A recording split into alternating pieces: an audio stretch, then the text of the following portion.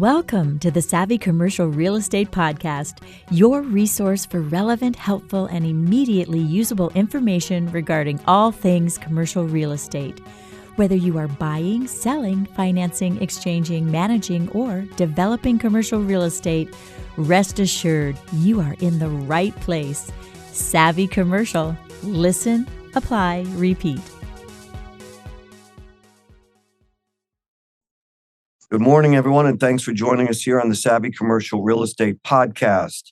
Today, we'll be taking a closer look at what's been happening at the Fed lately with their recent interest rate hikes and what sort of impact those increases are likely to have on the commercial real estate market in general, more specifically on the lending side of the industry.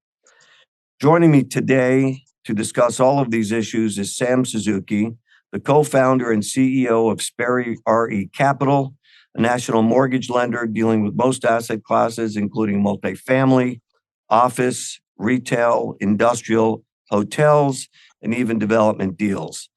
Mr. Suzuki is a 39-year veteran of the commercial real estate financing industry with more than $1 billion of successfully closed loans to his credit.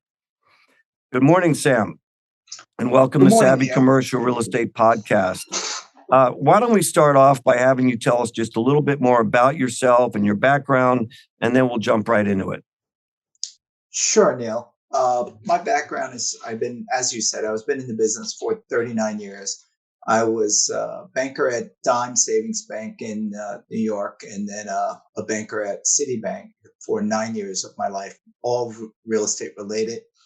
And then I became a real estate developer, which I've been doing for about, let's say about 27 years as a real estate developer and a capital markets person.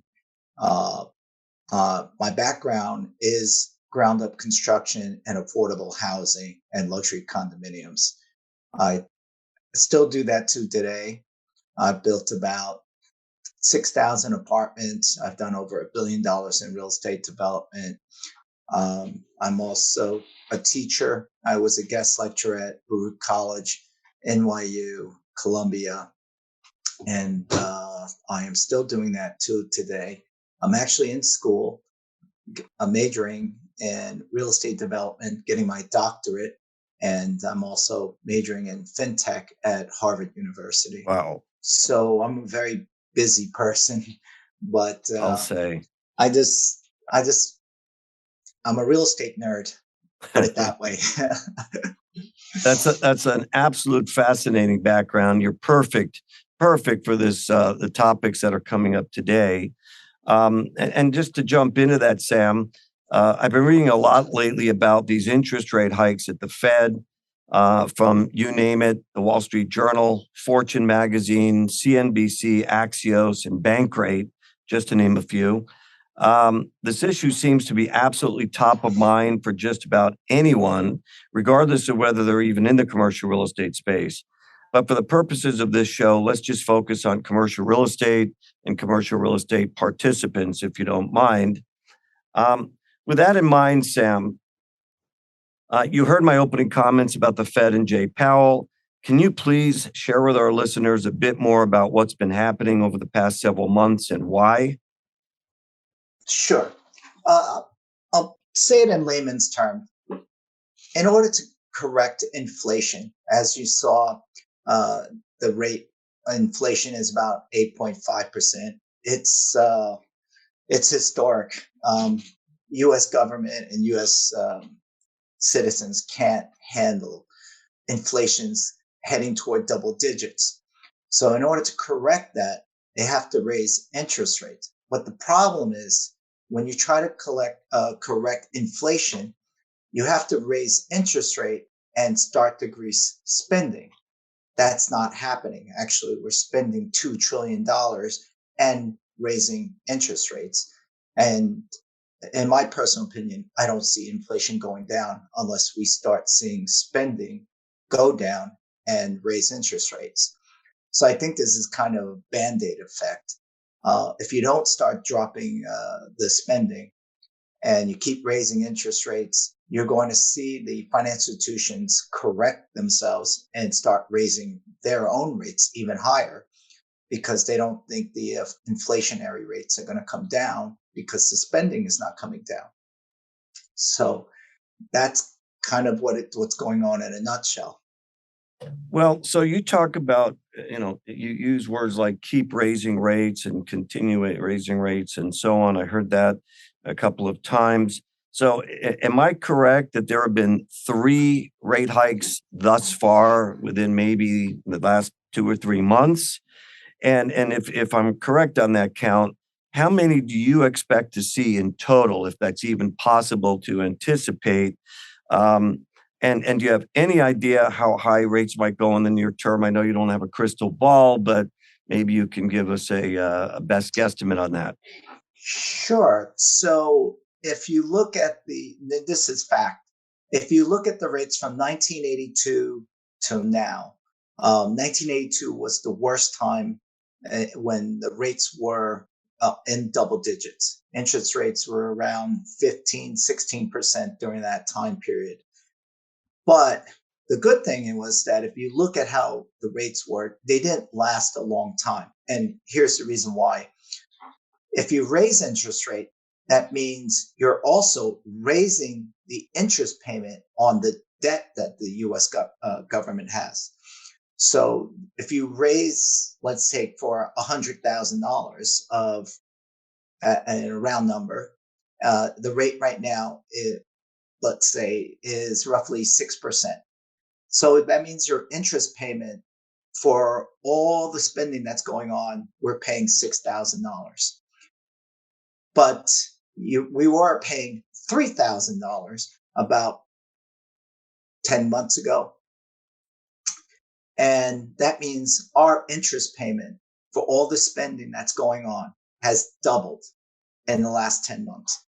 The US economy can't sustain that. That's why this is only a temporary increase in interest rates. And if you look at, I think the longest term period that we had high interest rates was roughly about 2.5 years. And when you see that, what happens is when you start dropping down the interest rate, you start seeing housing prices go up.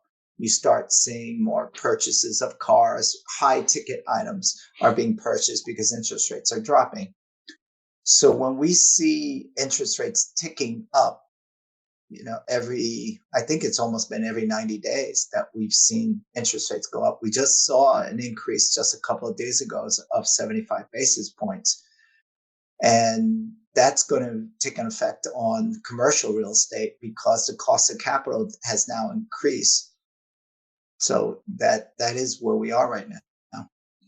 So Sam, I'm glad you just said that cost of capital. So for those of us who are not subject matter experts and don't deal with this literally every single day, so there was just a 75 basis point increase. If I'm not mistaken, the other two were about 75 basis points as well. So 50. That's 50. Oh, okay. 50. Mm-hmm. So translate that for us if you can.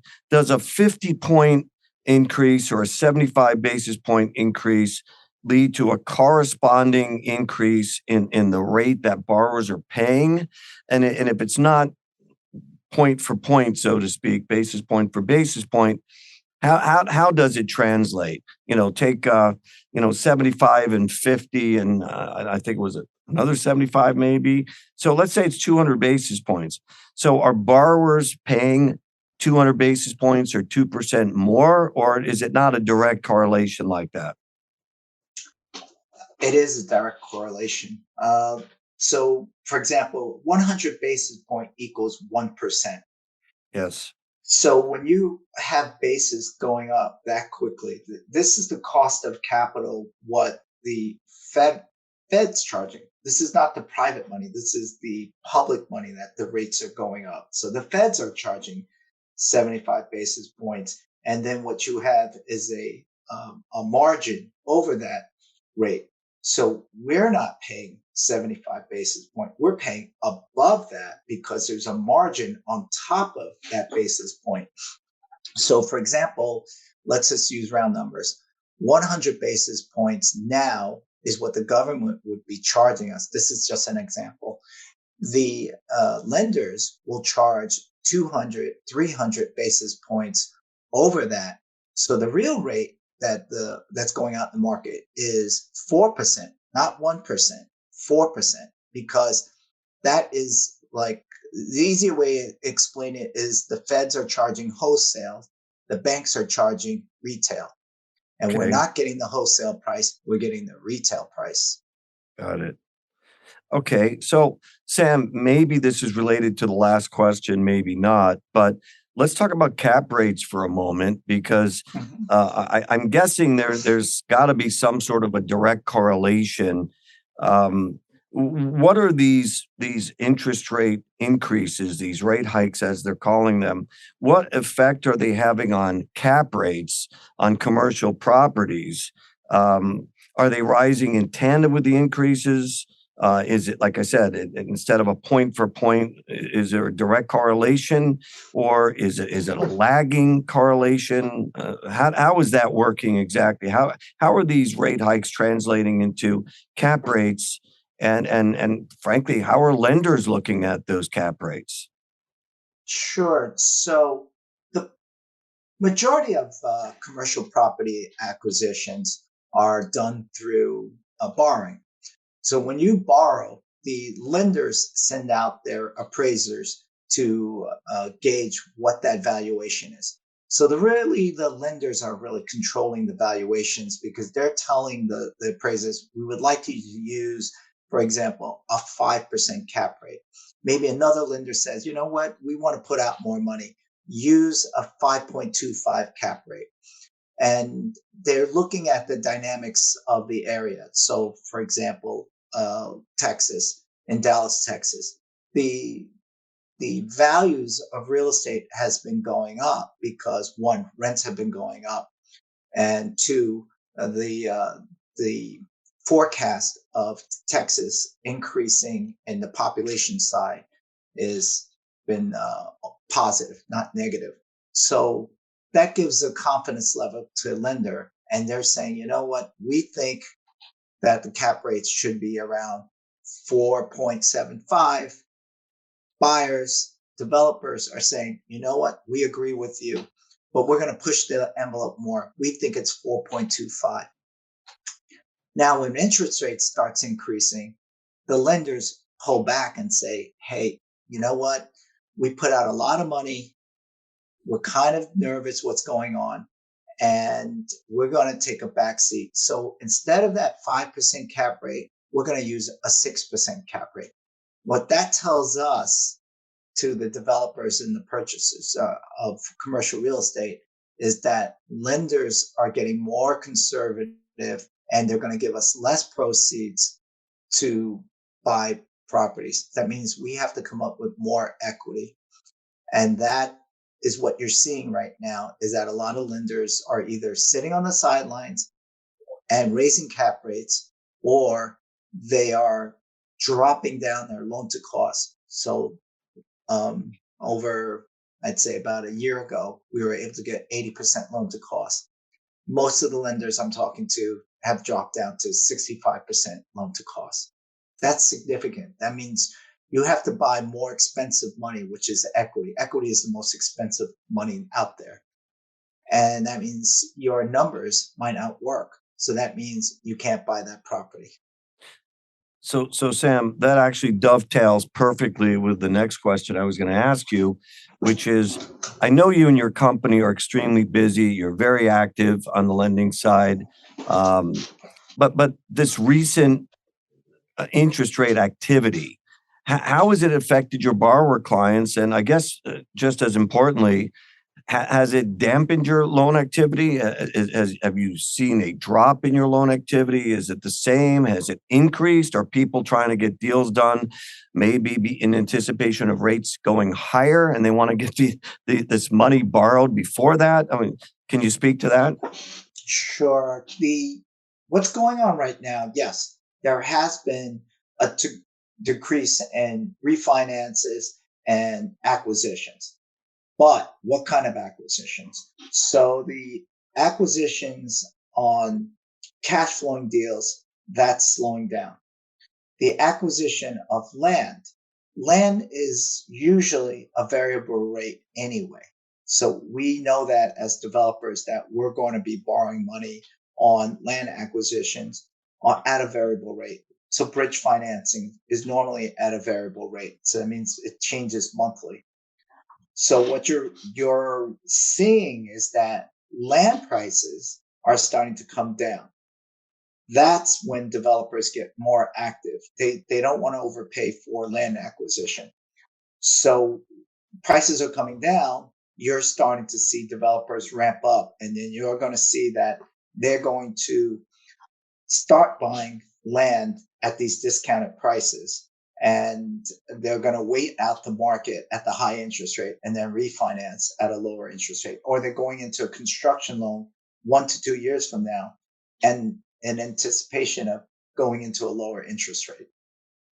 Got it. So that's kind of what we're seeing. But as in the permanent investment deals, cash flow, we are seeing a slowdown in that. I think a lot of investors are nervous about that. Developers are not, because they're seeing an opportunity that prices are coming down, where in the up market, they were not able to purchase that land or that property for development at a good price point to make the numbers make sense. Got it. Understood. Just maybe putting a pin in the Fed interest hikes and rate hikes and so on, and maybe just going back to you and your business. Tell us a little bit more about Sperry RE Capital. What is your primary focus? Are you focused on certain parts of the country? Is it more an asset class? What are you guys doing these days with your lending activities? Again, regionally, asset class specific, or otherwise? So regionally, we have been focused on down in the South more. We've been focused in Colorado and Texas, Florida, but that's mainly for multifamily. Now, the other side that we've been seeing an increase is data centers. Data centers are a big business. And what we're seeing with data centers is that the cost of doing the development is not the big cost. The big cost is energy. So what we're seeing is a lot of these data centers are looking to tie in contracts 20 years out. So right now, the interest rate is not permanent. This is just a bridge. What the data centers guys are looking at is a 20-year projection out on electricity costs. And what we're seeing with the interest rates are, we can sustain this because we're doing a 20-year contract on, for example, a data center. What we can't sustain is the energy costs going up, because for every 1 megabyte, it's like $7,500. So if you did 70, let's say in 1 month, you were doing 10 megawatts, megawatts. You are at $75,000 for every penny in megawatts.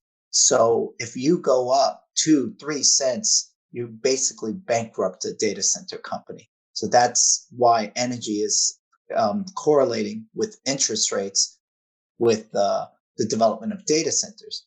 Now, when you go into the other asset class, let's say multifamily, which we like multifamily, we like data center, we like affordable housing. The problem with these asset class is that because of inflation, construction costs has gone up. So not only do we have interest rate concerns, we have material and supply costs concerns. And you will probably see a slowdown on multifamily development, and especially in the affordable housing, because affordable housing is very sensitive to cost in order to make the numbers work. And you'll probably see a slowdown in affordable housing unless something is done in the near future. Understood. So I'm just wondering, you mentioned a number of different assets, or several different asset classes anyway. I didn't hear you say much about ground up construction. Are you Yes, involved in that side of the business? And are you that involved as a lender? Excuse me, are you involved on the equity side, the debt side, both? yes. How does that work? So I wear two hats. I wear a hat as in charge of capital markets, and I wear a hat in charge of development. I love ground up development because it gets the highest returns, much higher than value add projects. Um, what we're seeing is that, yes, land costs has come down, and we're now able to make the numbers work. So the when you're a developer, you're projecting 2 to 3 years out. So you'll do a sensitivity analysis and say, assume interest rates will go up for the first year. And then we assume in the second year, interest rates will come down. And then we think the third year, interest rates will stabilize. So what you're doing is kind of dollar averaging the interest rates during the whole 3 years. And you're saying, okay, yes, we're paying 9% for land costs, but we think construction will drop to 6%. And hopefully we'll get back to the previous year markets at 5%. Take those three rates and we're somewhere around 7% averaging, and you say, okay, this project makes sense. So we'll take an average rate of projecting a high rate, a medium rate, and a low rate.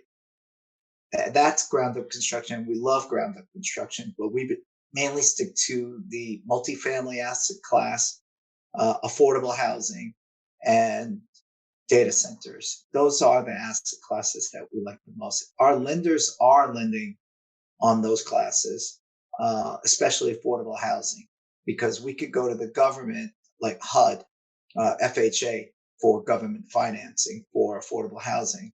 And because there's such a big demand for affordable housing, the money is there with the government. Got it. Got it.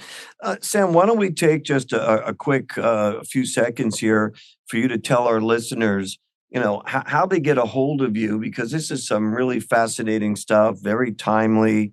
How about, an email address or something if they want to, drop you a note or a question or a need, perhaps? Sure. My email address is ssuzuki at sperrycap.com. So SSUZUKI at SPERRYCAP.com. So Suzuki like the motorcycle, so, or the violin. Yeah. So first initial, last name, S Suzuki at sperrycap.com. .com. Got it. So we have a team. We have an international team. We do our underwriting in New York, and we do our underwriting in Dubai and Pakistan. So we have a 24-hour analyst looking at the project. So when my guys go to sleep in New York, our Pakistan team and Dubai team takes over to look at and analyze projects so that we can be competitive against the big boys. That's great. Take advantage of those time zone differences. Yes, that's correct. Sam, going back to the interest rate hikes just for a moment, are you seeing any projects being shelved completely for the time being simply because they no longer pencil out? Or is that not a thing right now? No, that is happening. That is happening. That is happening, especially the marginal deals. The home run deals, it's going to go through because the numbers are just ridiculous. But the marginal deals where it's okay return, but am I going to take the risk for an okay return? It's risk and rewards. If the returns are high, I'm willing to take the risk. But if the risk is high and the rate of return is marginal, I'm probably going to shelf it. That's kind of the investment thinking. Because we're developers and we're capital markets, we think just like a developer would think, or think just like an investor, and we understand their concerns. But if you find a transaction that's throwing a 40% return, you have a big buffer. But if you have a transaction that's throwing at 18% returns, you might kind of sit on the sidelines and say, my cost of capital is 6. I have to pay out 15. I'm only making 2% or 3%. That's not a good risk and reward return. But if your cost is with the total capital somewhere around 16 to 20%, but you're making 40% return, that's a good buffer. That's a 24% buffer. And you don't have to be a genius to make it work when you have a buffer that big. But if you have a buffer that's 2 or 3%, you're assuming nothing's going to go wrong, and that usually doesn't happen in development. So unlike, it sounds like, correct me if I'm wrong, unlike with the supply chain constraints and the rising cost of construction materials and so on, where some developers were saying that they could pass some of those higher costs on to the clients or the tenants or what have you. Is the same thing true of rising interest rates, or do they just have to accept either a lower return, lower yield, or just shelve the project? Good question. So I kind of do a layman's term analysis first. So since I do multifamily, what I do is I look in the area at the average price of homes. And then I calculate the mortgage payment and the real estate tax. So basically your monthly expenditure for housing. So if interest rates go up for that average home, and that the taxes will probably, let's assume this remains the same, and I see that average price is around $3,000, and a couple of months ago it was $2,500. Now I compare that 2,500 to 3,000 to what I think I can get in rent, and that causes me to be concerned if I don't think that they can afford the rent, because the rents are creeping up to 50% of your income going toward rent, which that's terrible. We want to see more like 30, 35%, not 50 to 60% of your monthly income going toward rent. That to us is signaling that the market is taking a big effect on rental rent prices going up and housing prices going up. So we get concerned, and when that happens, we put the project on hold, and we want to see the housing prices to also correlate with our rental rates that we can charge. Understood. Understood. And you might have touched on this a little bit, Sam, but I just want to bring you back to debt service coverage ratios, or DCRs. So Yes. are lenders, I don't know what you were seeing 6 months ago or a year ago, but if debt coverage ratios were, for example, 1.2 or 1.25 or 1.3, are they at 1.4, 1.5, 1.6 yet, or are they heading in that direction? What can you say Yes. about that DCRs, excuse me, from the lender standpoint and from your standpoint for that matter? So you're right. You're correct. Debt coverage ratio has gone up. And during the peak, we were at about 1.2. Then it creeped up to, we just saw it standardize at 1.25. Now, in the past 3 months, it has gone up to 1.3. And it's starting to hurt deals, because now, for example, value add guys have to come up with more equity. And because they raised the debt coverage ratio, they also lowered the loan to cost. So we were seeing 1.2 at 80% loan to cost. Now we're seeing 1.3 at 65% loan to cost. And if we start seeing those debt coverage ratio go 1.4 to with a loan to cost at 65%, then you're going to see almost a halt of acquisitions. Unless, now this is why we're focusing on international money. The international money is becoming cheaper than US money. And that's why we don't put our eggs in one basket just to stay with US money.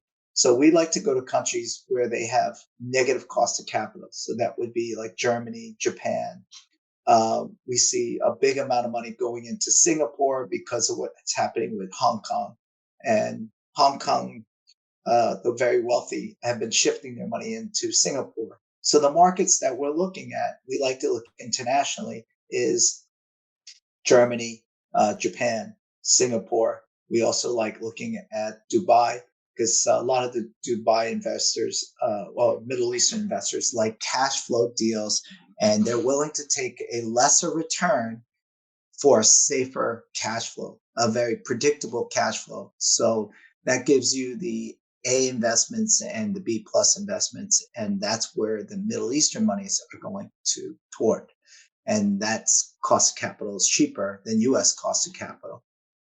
And the overseas capital or the international capital, I guess the U.S. is always regarded as a safe haven, but are you hearing of any concerns either related to these interest rates or to inflation in general, which is at historic highs right now?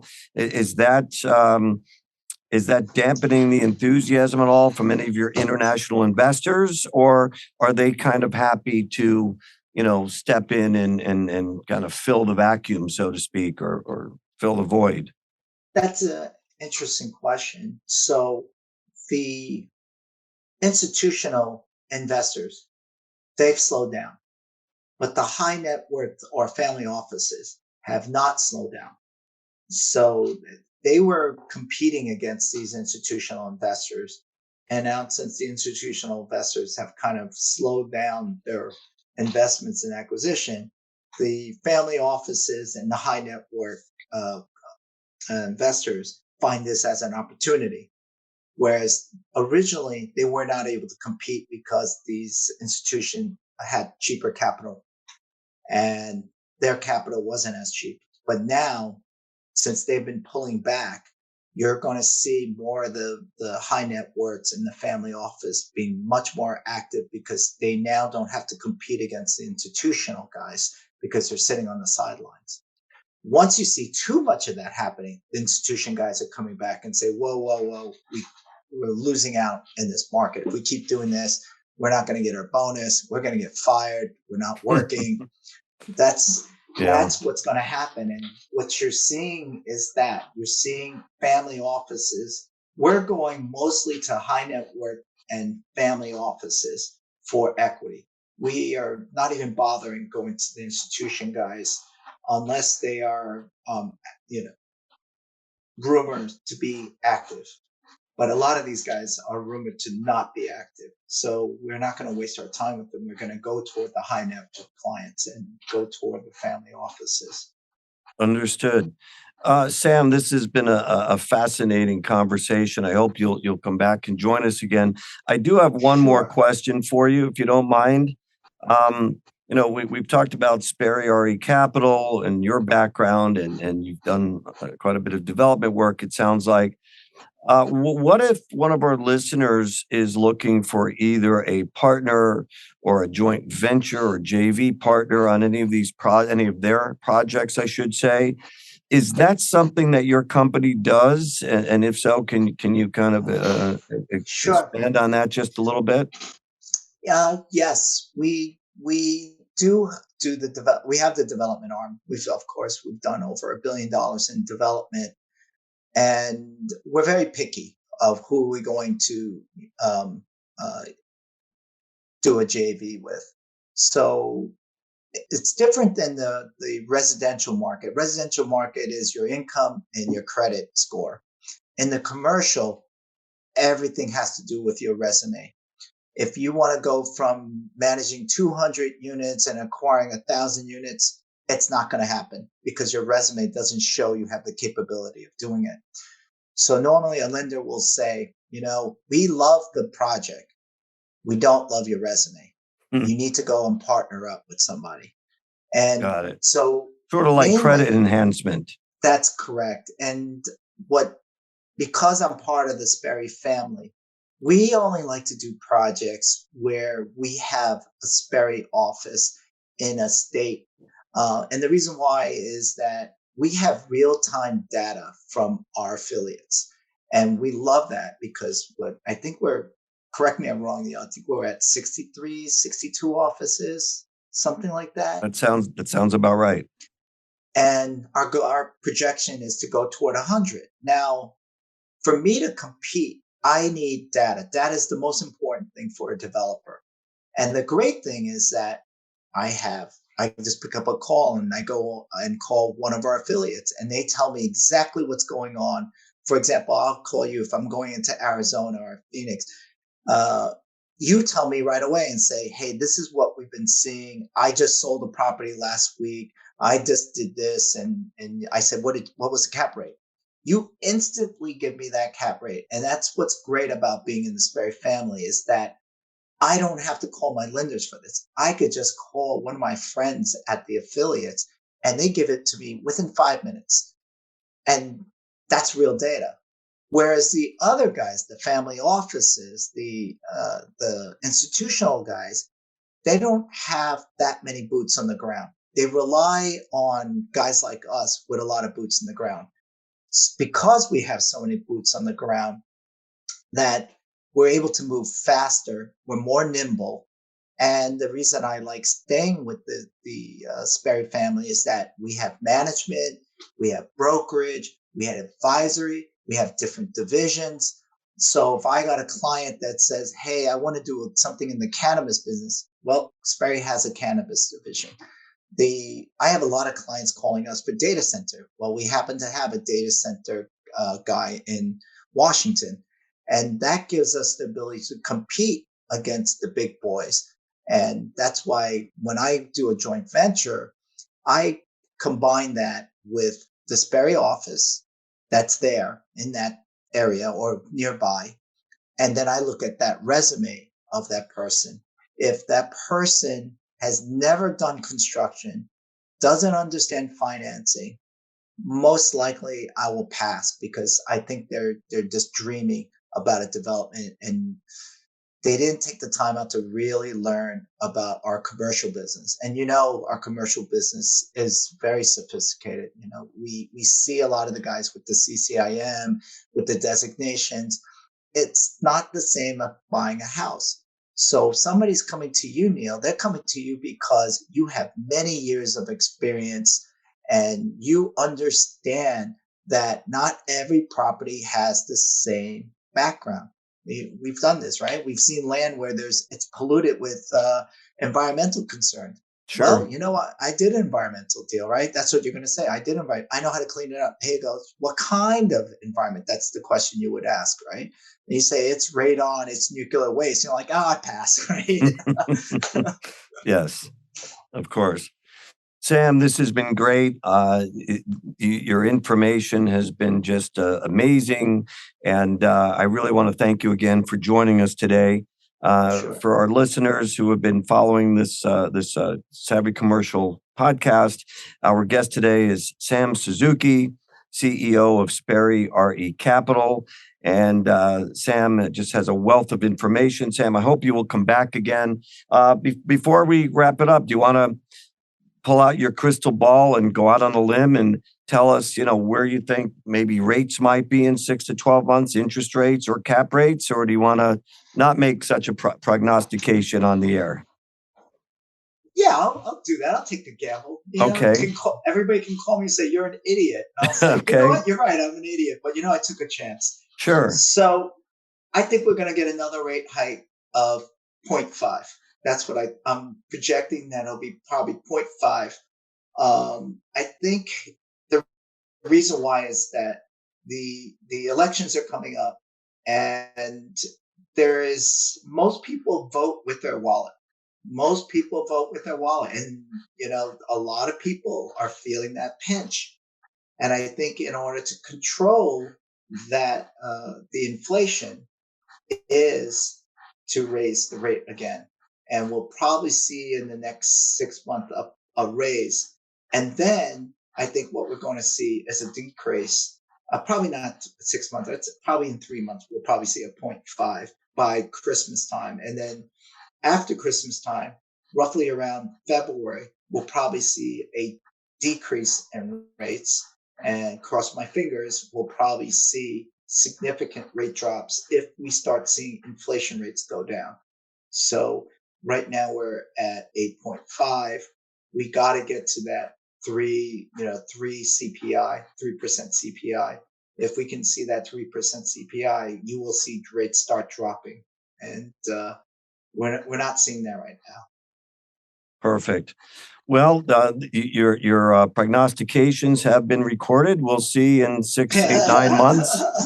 We'll see. Late this year, next year, Q4, Q1 of next year, how exactly those came to pass. But again, my guest for all of you listening has been Sam Suzuki. And Sam, I'm going to give your email address one more time, just in case anybody wants to drop you an email or ask you a question. That is S as in Sam, last name Suzuki, Suzuki, as Sam said, like the motorcycle or the piano, at sperrycap.com. S Suzuki at sperrycap.com. Sam, thanks for joining us today. I'm your host, Neil Sherman. This has been the Savvy Commercial Real Estate Podcast, and we'll see you next week. Thanks. Thank you, Neil. Thank you, Take care. Neil, for having me. Thank you. Bye-bye.